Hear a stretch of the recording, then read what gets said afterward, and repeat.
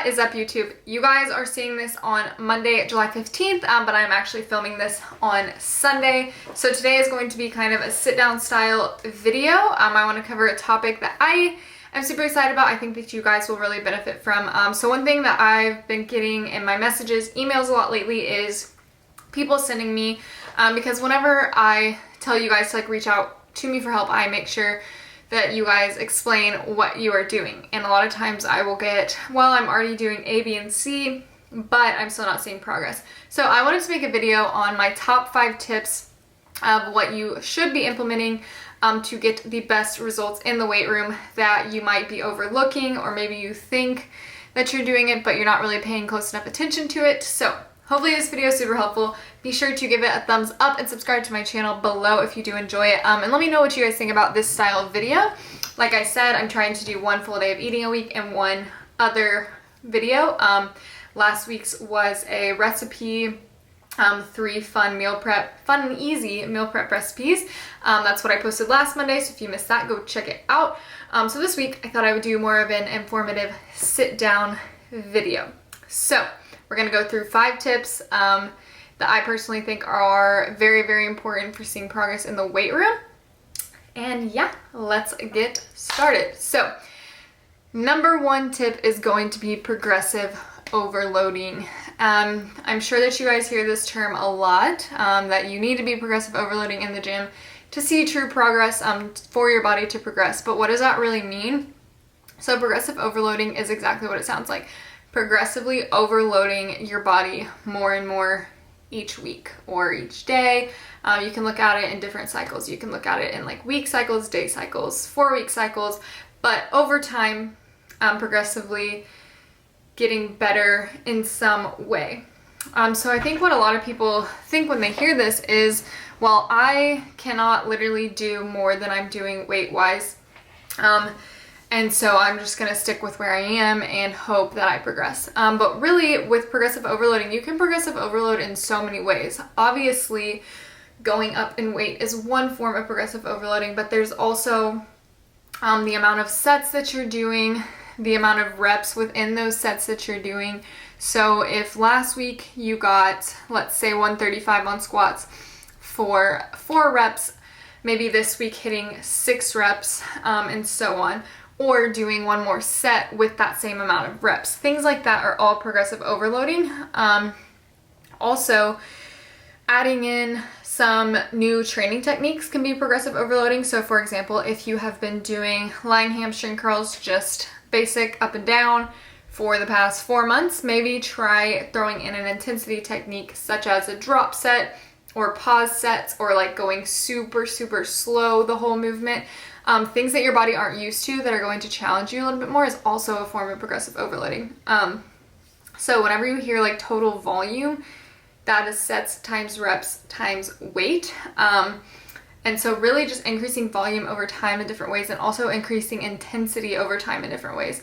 Because if you think about it, a drop set of a hamstring curl is going to be a little bit more intense than just regular hamstring curls. Also, like time under tension is a great way to add more intensity. So if you've been doing regular back squats, adding maybe some pause squats for more time under tension to help that muscle progress, but just constantly progressing. That is a huge key. And I'll talk more about that in point number 3, but for now let's move on to point number 2, which is do your compound movements. So one thing that I am seeing become very trendy on Instagram and things like that is all these workouts that people are doing just for views and likes. And while they might be good, like accessory exercises, like it's not what's gonna really change your body. That little banded circuit that you see that looks kind of convenient, and oh, I can stay in the back room and do that, and not have to go out in the weights where I might feel a little bit more uncomfortable. That's not what's gonna change your body. That is all stuff, yes, I implement accessory exercises myself, but focus on the compound movements, you guys. That is what is going to seriously change your physique and just get you strong overall. One thing that I noticed was, for a while I was doing like a bunch of just accessory machines, and I was like so mad that I just like was not getting stronger at any of them. I was like doing the same weight on hamstring curls every single week, not getting stronger. But I kind of realized well, I haven't really been trying to get better at my deadlift. I haven't really been trying to get better at my squats, things like that. And whenever I started really making those the priority, I don't even have to like do hamstring curls for 3 weeks, and I can come back to them and be stronger because I'm developing muscle and strength and those bigger compound movements. So compound movements are going to be your things like your squats, your deadlifts, bench press, lunges, all those things that require more than just like one joint muscle moving. So like a bicep curl, that's not a compound movement because literally it's just like your elbow joint flexing and extending. Whereas with a deadlift, your hamstrings are working, your glutes are working, your back's working. It's much like it's literally your whole body. Basically, a compound movement is going to be the exercises that involve more than one joint or muscle group. So not like isolation type of exercises. The ones that I prefer to focus on for my goals, I like to focus bench, deadlift, sumo deadlift, low bar squat. I do lunges, RDLs, split squats, that kind of thing.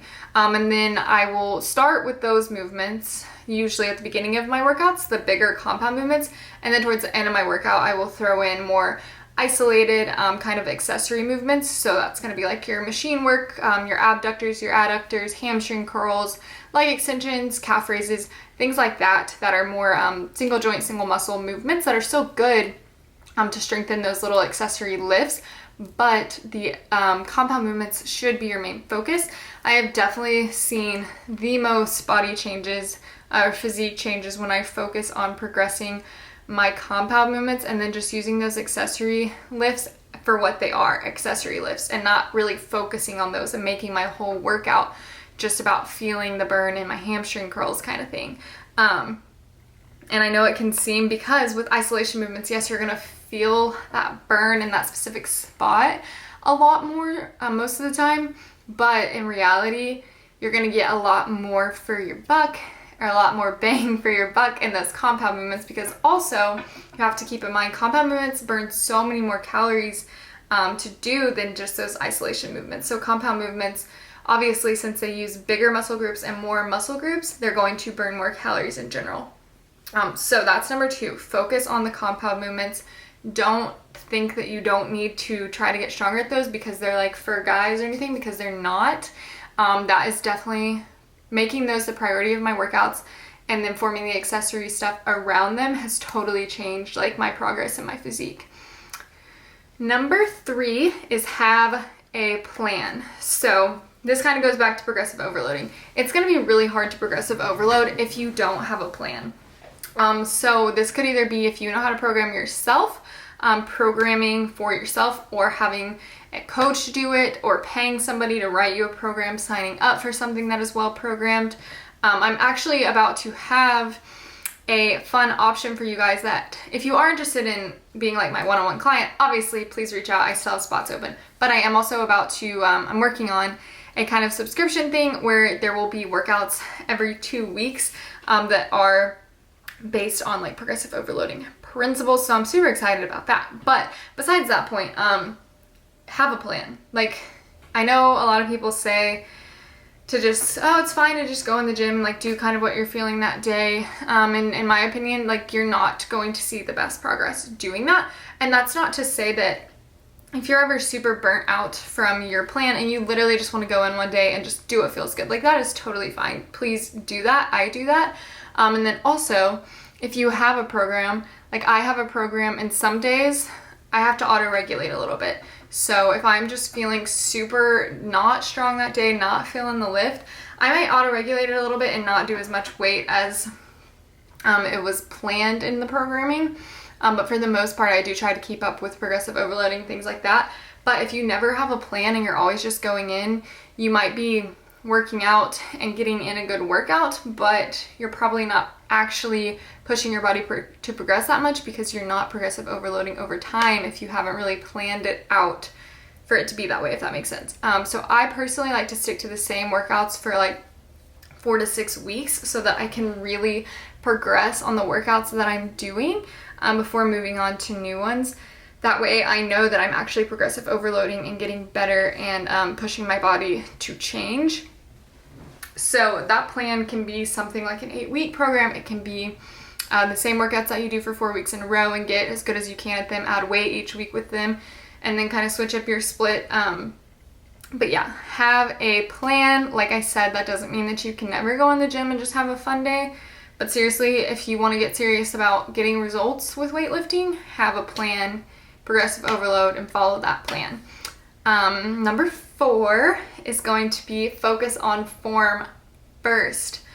I see so many people, and honestly myself included, sometimes I get kind of frustrated because I might see a girl on Instagram squatting way more than I can, and I can do that weight but not keeping the form that I need, which is not going to benefit me. So getting your form down first and slowly progressing from there. Like with my low bar squats, I actually just recently, about a month ago, had to go back down to literally just like the bar and 10-pound weights, which for me was very humbling, because my form had just gotten, I had totally kind of let it go at the cost of, well, not totally, like it wasn't that bad, but I like my form to be like perfect, and like let it go at the cost of trying to just up the weight.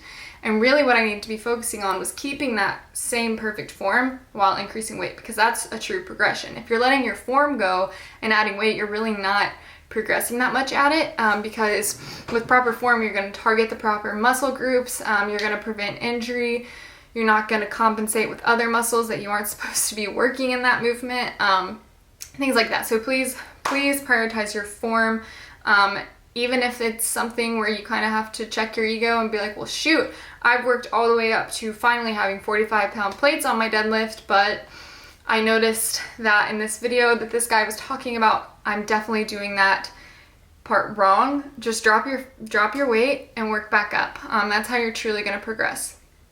So last but not least is eat to grow.